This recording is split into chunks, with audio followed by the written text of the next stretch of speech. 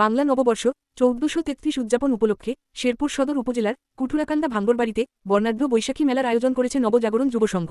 ১৪ April ২০২৬ তারিখ বিকেল ৩টা থেকে সন্ধ্যা ৮টা পর্যন্ত অনুষ্ঠিত এ আয়োজনকে ঘিরে এলাকায় উৎসবমুখর পরিবেশ বিরাজ করে।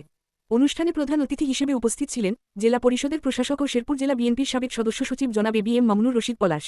এ সময় উপস্থিত ছিলেন সদর উপজেলা বিএনপির সদস্য সচিব জনাব মোহাম্মদ সাইফুল ইসলাম।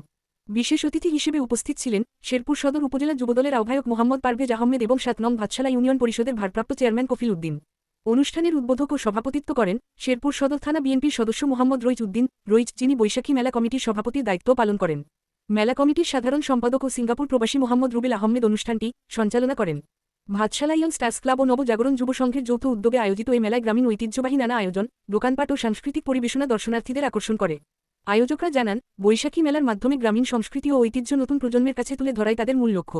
স্থানীয়দের মতে এ আয়োজন সামাজিক বন্ধন সুদৃঢ় করার পাশাপাশি বাংলা নববর্ষ উদযাপনে নতুন মাত্রা যোগ করেছে।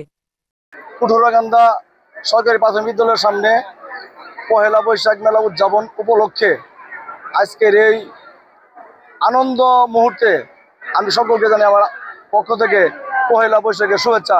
আসসালামু আলাইকুম। আপনারা জানেন পহেলা বৈশাখ আগেকার যখন জমিদার এবং সম্রাটের আমলে পালন করত, তখন তারা খাজনা এবং কর আদায় করার পর এই চৈত্র মাসে তারা টাকা পয়সা আদায় করার পরে পহেলা বৈশাখের দিন মিষ্টি বিতরণ করতো, মিষ্টি খাইতো। এরপরে যখন আসলো ব্যবসায়ীদের হাতে প্রতি বছরের দেনা পাওনা পরিশোধ করে হালকাতা হিসেবে পহেলা বৈশাখ পরিচিত ছিল। এখন পরিচিত হচ্ছে শুভযাত্রা, মানে মঙ্গল যাত্রা। কাজে এই আগের দুঃখ কষ্ট গ্লানি মুছে নতুনকে আমরা সাদরে গ্রহণ করব এবং প্রতি বছর এই কুঠুরাকান্দা প্রাইমারি স্কুলের সামনে প্রতি বছর আমরা মেলার আয়োজন করে থাকি। এখানে প্রতি বছরই পহেলা বৈশাখ উদযাপন হয়। আর ভবিষ্যতে যেন আমরা এর চাইতে বেশি পরিসরে পহেলা বৈশাখ উদযাপন করতে পারি, মানুষকে আনন্দ দিতে পারি।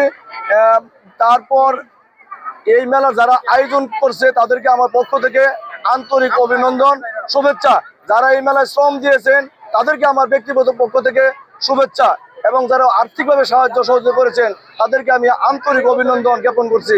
পরিশেষে সকলের সুস্বাস্থ্য কামনা করে এখানে আমার কথা শেষ করছি।